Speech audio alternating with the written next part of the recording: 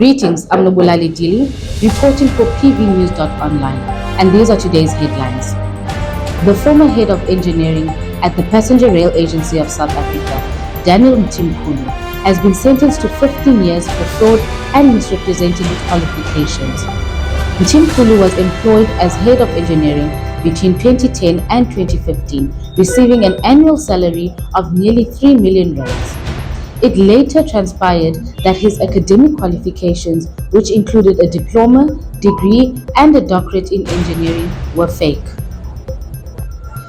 A new study by researchers at the University of Cape Town's FitzPatrick Institute of African Ornithology reveals that the amount of plastics in seabirds nesting on Inaccessible Island in the southern Atlantic Ocean has remained steady since 1980.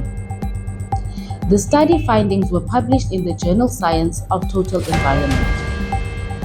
A Free State man has appeared in the Botshabelo Magistrate Court for the attempted murder of his wife. Thabo Sipho, 43, is alleged to have shot his wife over the weekend.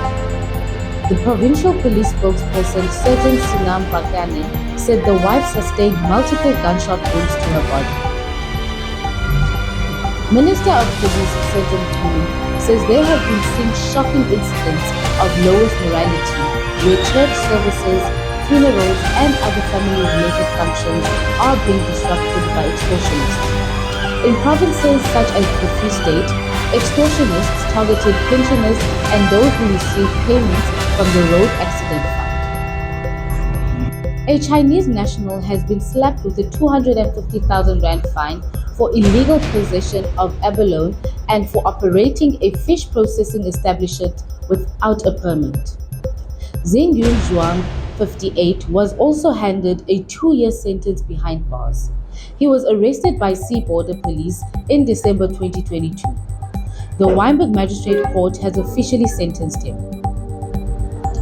The South African government is refusing to pay the ransom that is said the government of Equatorial Guinea was demanding for the release of 2 South African engineers who have been jailed for more than 500 days in Equatorial Guinea on what is widely believed freedom of Frick Pottinger and Peter Hujan Zain Danga, the Director General of International Relations and Cooperation, told Parliament last week. Pretoria clearly believes, as do Pottinger and Hujan's family, that they have been arrested, convicted, and sentenced of fake drug possession and trafficking charges last year in relation for the Western Cape High Court impounding a super yacht and 2 luxury Cape Town houses owned by Equatorial Guinea's Playboy Vice President.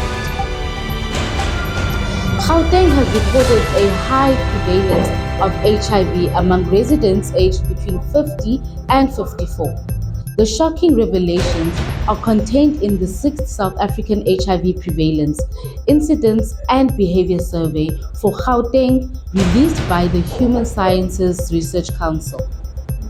The findings were released at a provincial dialogue in Braamfontein, Johannesburg recently. Professor Khangelani Zuma, the overall principal investigator of the study, said the HIV prevalence peaked at 32.2% among residents aged between 50 and 54. A road carnage continues in KwaZulu-Natal.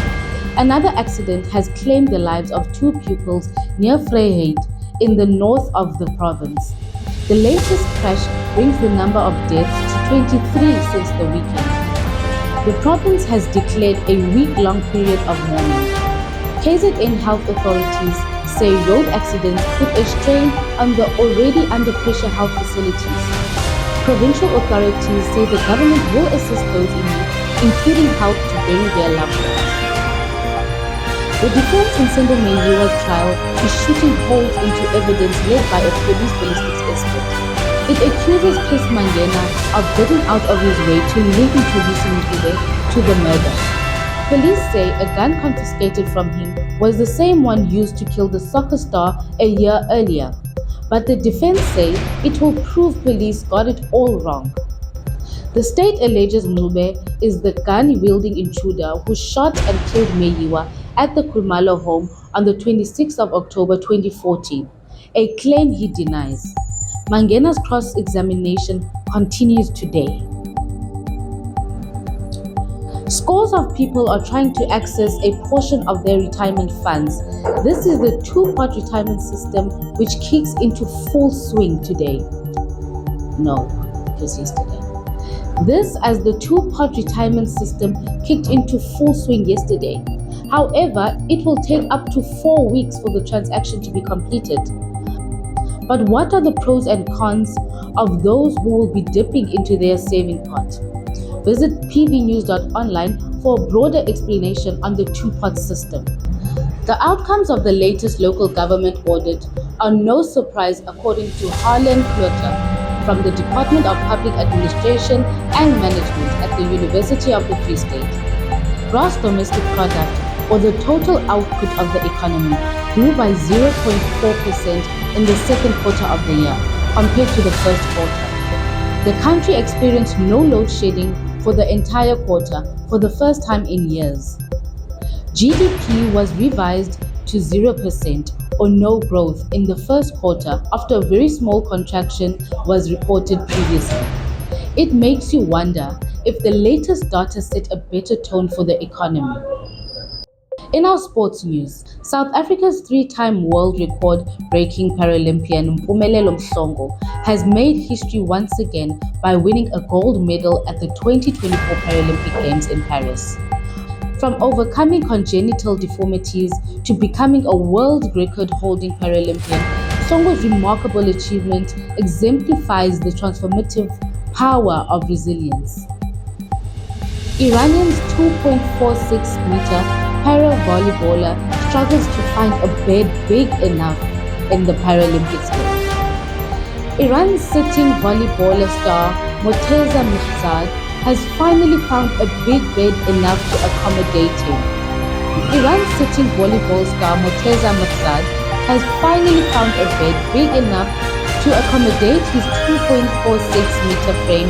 His coach Hadi told the Olympics management that the 36-year-old was planning to sleep on the floor for the whole Olympic period in the Olympic Village because unlike during the last games in Tokyo, his bed wasn't big enough. In Tokyo, they had made a special bed, but unfortunately not here, said Hadi. He's going to have to lie on the floor. And that is when the Olympic management made a bed for Mihzad. Plans by Paris mayor to keep the Olympic rings on the Eiffel Tower has been condemned by designer Gustave Eiffel's descendants, and the giant logo was a popular backdrop for selfies by visitors to Paris during the July 28th to 11 August Olympic Games in the French capital, which were widely hailed as a triumph. Mayor Anne Hidalgo announced on Saturday that she intended to take down the interlocking rings, which are too heavy to remain on the beloved monument, and replace them with a new lighter one. If you haven't subscribed on our YouTube channel, please subscribe at pvnews.online. Follow us on Facebook, Instagram, and X. Download our mobile app on Play Store and on iOS. I am Mubulali Dili, reporting for pvnews.online, signing out.